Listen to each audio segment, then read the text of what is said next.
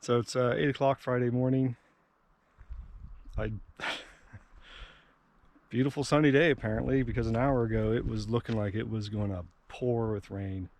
And the forecast did say rain this morning. So I was hoping to do was just get packed up and get out on the trail. So if it rained, I was on the trail and just be a little easier to deal with. Nope. It did rain last night, so the tent is, the fly is very wet. So I'm ready. I'm all packed up, got all my stuff like ready to roll. But if I get the fly dried out, that'd be great. We'll see if the shoes dry a bit. That doesn't matter so much. All right, it's 8:45. The fly is now completely dry. Unfortunately, my tent is not, because I had already packed up, so it's somewhere in there, but it wasn't too wet. I'm sure it'll dry up pretty quickly at the next camp. So we're gonna head back to Arnhem Junction, I think it is, and I'll check in there. Then we get to Petticoat Junction and hang a right to go down that south loop and check it out. See what the camp. Just thought I'd stop for a second because I didn't point this out yesterday, but it's good information. The trail markers actually mean something other than this is the trail. So I'll show you. This little spot has a good example. So you see this means that the trail is veering left, which it does here. And it's hard to see from here, but it does. And then of course when you're coming from the other direction, which is actually, that's the trail markers, but you can see it would veer right. And then on this tree, it's just got the one white mark for going straight. And on the next tree, I don't know what this red thing's for. I guess maybe, anyway, veer right. So I know the trail's gonna probably go around this rock here. Anyway, good information, helpful. Of course, in the spring, much easier to see them. Once their leaves are in, it's going to be, actually right here is okay, but I spend, I can spot those markers from quite a distance away, which is really helpful. And in the summer, you're not going to be able to see them, so definitely tougher in the summer. My guess is, though, that with everything grown in, the trail might be more apparent because there'll be a little gap in the bushes. So anyway, maybe we'll find out in the fall, maybe the western end. Whew, so that's the land bridge behind me. You can see, it's just blow down. It's a bit of a pain in the ass to get over to the beaver dam thing. So it took me 25 minutes to go. I don't know how far it is from camp. I'll flash it up, but it should have taken like 15 minutes. But I've done this before. I did this yesterday, and I'm trying not to look at my phone, trying to route find and check out the trail. It just comes to a point where screw this. Or shots way the hell and gone. Anyway, so I use Avenza Maps and uploaded the map. It's geo-reference map from the park's website. Upload that to Avenza Maps. Make sure you download it onto your phone for offline use, and it's great. The trail is definitely right. And so just make sure you got that and you'll be fine. If you don't have that, you could be in trouble. All right, so made it across. Easy peasy this time. It's windy again, so the audio is probably going to be crap. So just with this, you can follow the poles from this one to this one. You can just go over there, follow along the edge of the beaver dam, and you're going to want trekking poles because you need to be able to check if what you're about to stand on is actually solid or not. So if you don't, I'd recommend trekking poles in this whole hike, really. Not something I normally I don't. I just put them here and use them for steep downhills, but here trekking poles really help. And right here, it's just a requirement because and your feet just have to be one with the water because the danger isn't wet feet, the danger is falling in. So get your trekking poles out, forget about the feet and just power through. And it's actually not that bad. Coming back, now that I've done it once, I'm like, oh, that was actually really not that big a deal. So it's not a big deal. Just follow the poles and use your trekking poles. Make sure you're going to stand on something firm. All right, now the fun part. Getting through Victoria Lake and Peters Pond. Once I'm through that, it'll all be easy peasy, hopefully. No idea what the South Loop looks like. We'll find out. This is what I'm talking about. Gotta go all the way down there and then back up again. Tons of fun.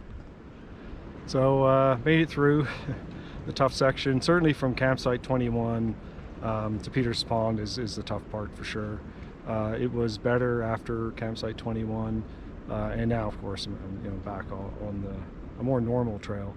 But it just went a lot better today than yesterday. I actually had to look at my GPS track, and it was all over the place yesterday going through that section. I mean, I definitely went off trail. I don't know what happened there. But I guess you get into a rhythm on the trail. I was better today, and it actually it helped. Maybe it helped a bit having gone through it once, but in a way it doesn't. It's it's not like there's like landmarks really in that sense. But it worked out better. All right, so it's 5 to 1. I'm here at Petticoat Junction. Very happy about that. Plenty of time left. So I believe, if my kilometers are right, from Petticoat Junction doing this south loop back to the Devil's Lake Trailhead is 11 or 12k. So there is a campsite pretty close to this. I think it's 42. That faces east and looks pretty sheltered. The other campsite sort of on the southern end of this loop. Really, it's a good trek in. I don't know how many hikers have used them. They might be more paddling, and they seem to face west, or they might be more exposed. So I'm going to check out 42. It's a bit early in the day, so I'm going to go around. I think 43 and 44 face east, and so hopefully they're nice and sheltered, and hopefully there's good campsites. So I'll check those out, and then I should have a pretty short hike out in the morning. The thing that concerns me is there's this thing called Scrabble Mountain, which appears to be right on the trail. Jeez, I don't know if you can hear me in this wind. So I gotta climb that, I guess. We'll see how it goes.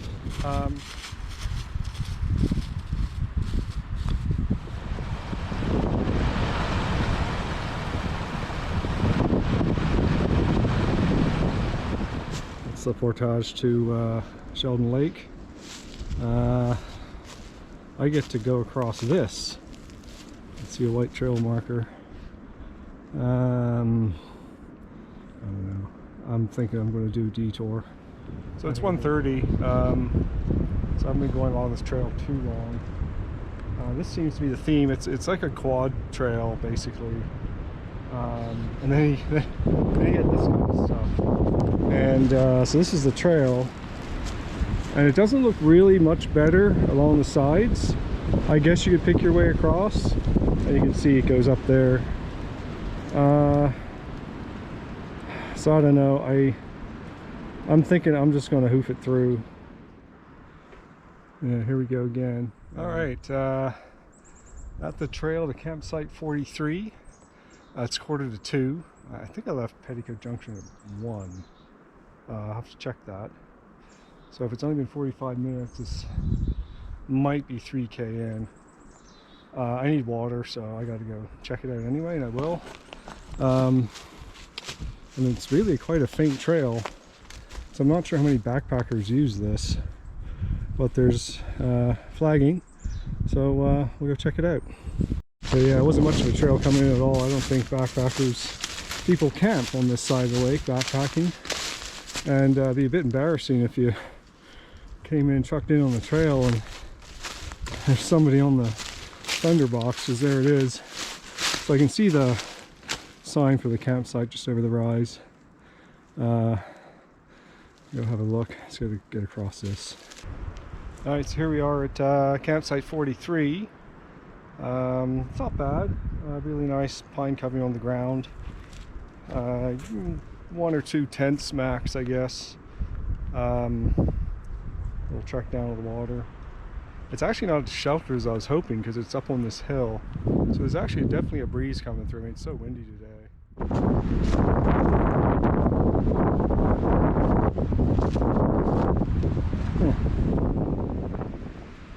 So it's 2:30. I just had to eat some food. I didn't have a proper breakfast, didn't have a proper lunch, and I got Scrabble Mountain ahead of me, so I figured I better eat. I'm gonna sit down and just pig out just whatever crap I've got. This trail is pretty good. It's just it's rustic enough that it's interesting. It's not too bad. It's not getting killed by ups and downs and climbing up things and down things. And I'm wondering now, I'm looking at the sky, I should just put on this rain jacket just because it's, I cool down when I sit down and take a break, and this just keeps me warm. But now looking at the sky, it looks like it's going to rain.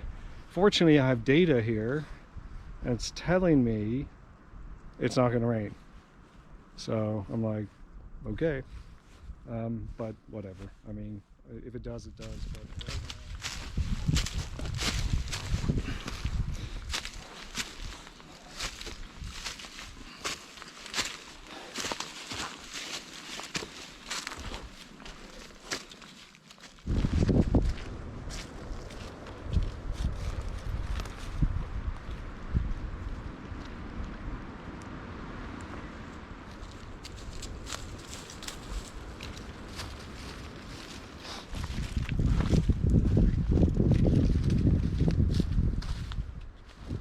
so since I've had my break, it's really been a very enjoyable trail.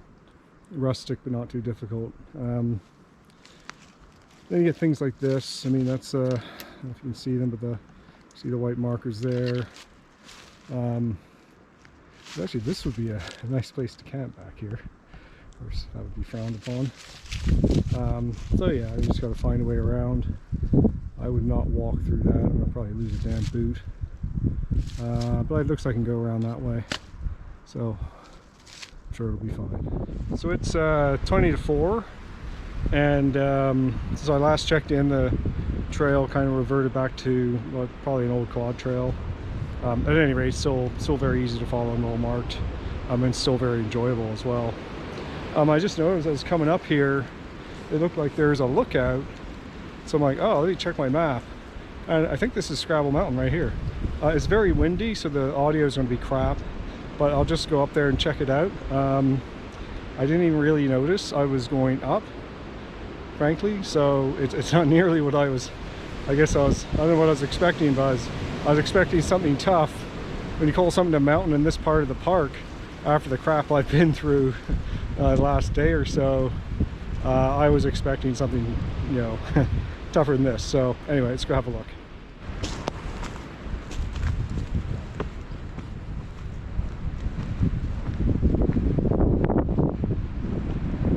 Oh, there's a marker. Oh, that's exciting. The trail goes right through here.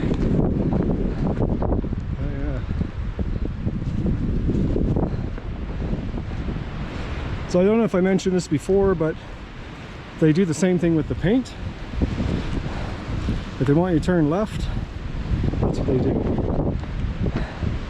There's a trail marker. There's a trail. All right. What we got? Well, I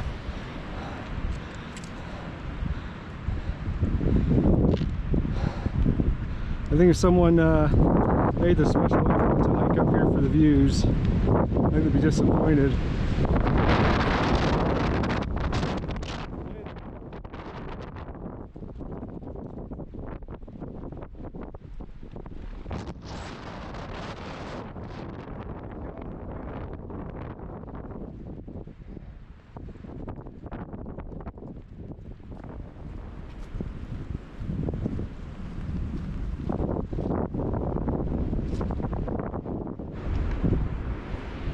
This is a beautiful spot here. Oh, look, the sun's out. Beautiful spot. Yeah, I'm not surprised. I mean, this section's a little more remote. If you're doing the Ganaraska Trail, you don't necessarily have the luxury of getting to the next campsite, and they are few and far between. And the canoe people might have them as well. Let's come from that way. I will say, apparently the trail to, I think it's sites 46, 47, which I wasn't even going to look at because the trail to them's got to be at least a kilometer long, so I'm not a big fan of adding on 2 kilometers or nothing. But apparently it started near almost right at the top of Scrabble Mountain. What I will say, it was not marked. Normally these campsites, there's orange flagging and the sign and everything. You can't miss them. So this trail wasn't marked. So I'm thinking they really want, you know, canoe campers to camp there. That's fair enough. So there we go. We are at, well, not at, but campsite 44. Came from that way, as you can probably gather from the sign. And just, you know, coming back this way from Scrabble Mountain was basically the same as coming the other way, really, so far at least. It was really no elevation to worry about. So this trail down there is at least 1 kilometer. So I'm not going to check it out. It's interesting that it's marked though, clearly for hikers, because everyone's portaging up here. So I don't know why the other ones weren't. As you can see, they're very obviously marked. The other 2 campsites started right from the top of Scrabble Mountain. There's nothing there. So I didn't look either. Maybe if I looked harder, but they usually are very obvious. So maybe they don't want hikers there.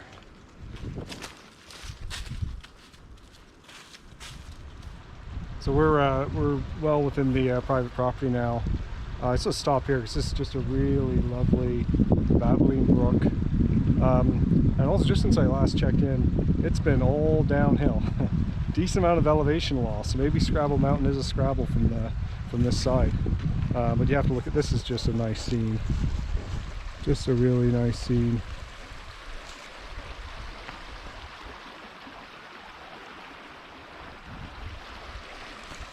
I'm not quite sure what these are doing here. There's 2 of them.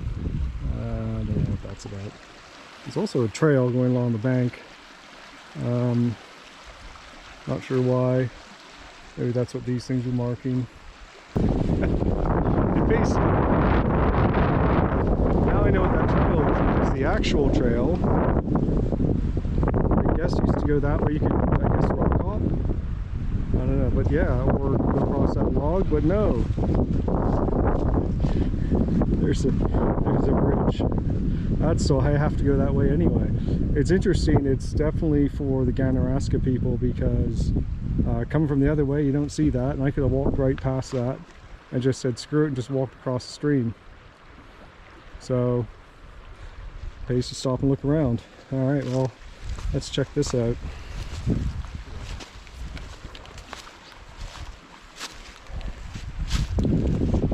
This is just lovely. There are trail markers.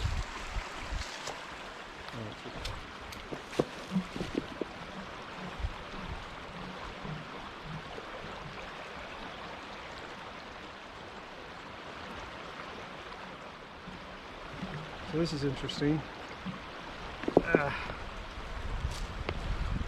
So I came to this bridge, and I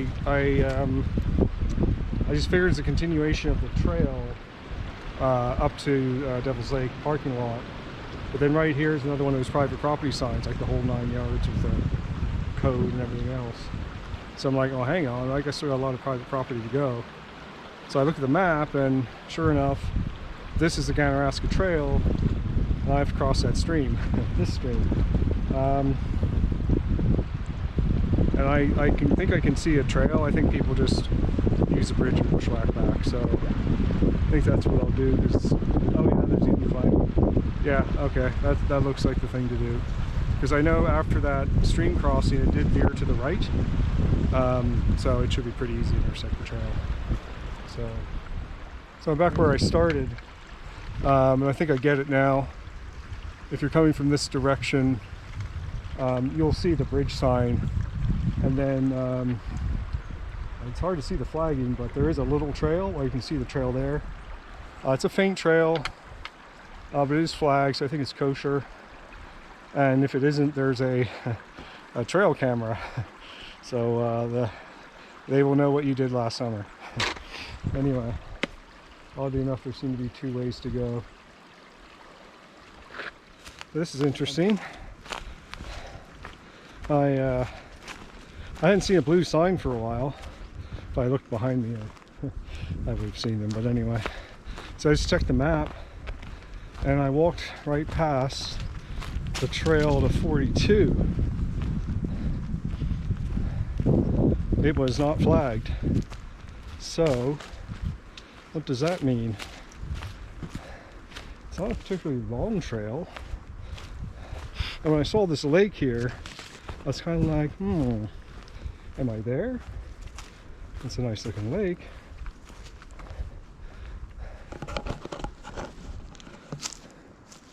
There's a lake. There's a nice point there. That would be nice if that was a campsite. So let me just check my map, because I got to find this trail, because I do not want to give up a good campsite. Now I'm here. Alright, so there we go. It's 5 o'clock. I'm at campsite 42. So I didn't realize I passed the trail that was on the map, and so I just bushwhacked in. I couldn't see any kind of trail. Anyway, I got here, it wasn't that far. When I get here, I see there's all sorts of red flagging, so I think they just moved the trail. This is actually quite a nice spot. Of course, I'm tempted to see the next one now. But this is really nice. Really nice. Bit of a chore to get water, I'm thinking. Actually, now I think about it. Yeah. I just truck down there. Yeah, it looks like the spot. And there's some blue flag in there. You can't see. There's a privy. It's just up there. I mean, it's not far to the next campsite. I know this one's empty. And at this time, 5 o'clock, I think if anyone was, hopefully if anyone was coming in, that they're there already. So this is nice. I guess I put my tent up there somewhere. It's not the, you definitely have to search around some actually places to put a tent. Sensing a common theme here, this trip. Tents are tough. But I think there's some flat ground up there.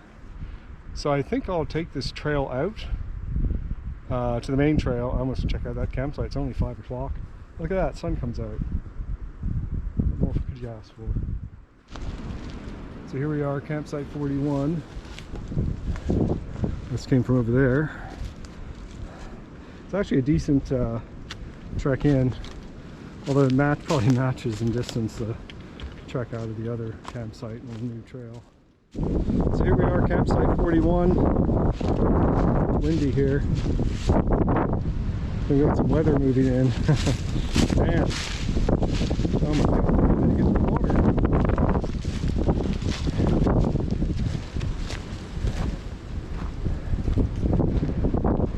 Oh, this is quite nice as well. On a calm night, this would be there's a decent amount of wood here too. On a calm night, this would be a beautiful spot on the fire. A little trek to the water, not a big deal. As with the other site, I should say these are definitely hiker-only campsites because there's no portage into this lake. But yeah, as with the other sites, not conducive to semi-freestanding tents. Actually, this looks okay. Oh boy. Maybe someone put their campfire in the middle of it. Alright, I gotta figure out what to do here. Alright, well, it's really windy at this site. A little bit more so than the other one. And it's all rocky up there. The fire ring's just right up there. So I came down this gully, and as long as I don't get a river coming through here, I think this is okay. It seems to be a bit drier here. I think I can fit in there just about. So let's do it. Hope I can get set up for the rain comes. I think it might be coming. I'll see if I have cell reception. Check. It might be better to wait it out. I don't know. Oh, holy shit.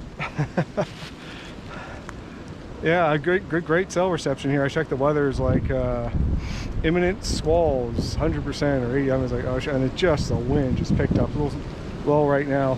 Try setting up one of these tents in a freaking gale. Anyway, it's up. It's just starting, and the shit's just in the tent. I just threw everything in the tent. It's a mess. But let me finish setting it up. Oh yeah, here it comes. And I'll worry about that later, because I'm at a campsite, the tent's up. It's half the battle, right? Oh, after all the drama of setting up the tent, the sun's out again. The wind seems to have died down a little bit. The temperature's dropped. I actually came up here at the fire pit to have my dinner. It's really quite nice up here. It's a bit cool, so I'm not sure how long I'll last. I'm actually set up down in the gully. Normally I wouldn't set up there, but I mean, it was just blowing a gale and it's going to be cold tonight. So I've kind of tried to set it up as close to the ground as I can. So it's the next day, Saturday morning. It's cold last night. It was -2 in the tent. So it's probably -4. Just leaving campsite 41. The boys are whooping it up at 40 in the nighttime, but fortunately it was I guess they're far away enough, it wasn't too bad. So I'll just from here to the trailhead, I'll just flash the kilometers down below here. Then at the end of this clip, I'll put up the GPS data for yesterday, and then the GPS data for the whole trip. So I think that's a wrap.